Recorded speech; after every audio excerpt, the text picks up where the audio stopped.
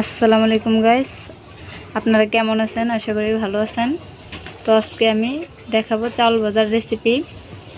প্রথমে আমি চাউলগুলো ধুয়ে নিলাম।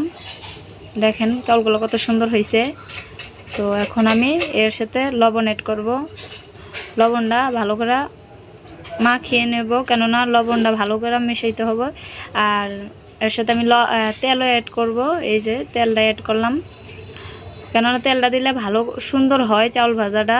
আর আমি ইচ্ছা করলে চামচ দিয়ে মিশাইতে পারতাম, মিশাই নেই। আমি হাতটা ভালো মনে করছি তাই হাত দিয়ে মিশাই নিছি। এ দেখেন আমি চাউল ভাজাটা শুরু করলাম। তো আমি চাউল ভাজা প্রায় আমার একবারের মতন হয়ে গেছে।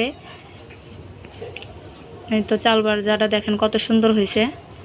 এখন আমি চাউল ভাজাটা অনেক কিছু দিয়া পরিবেশন করব।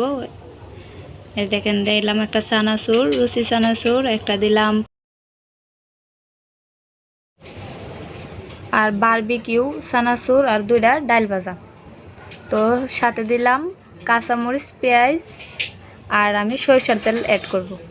তো আপনারা দেখেন কত সুন্দর, মানে একটা টেস্টি একটা চাউল ভাজার রেসিপি।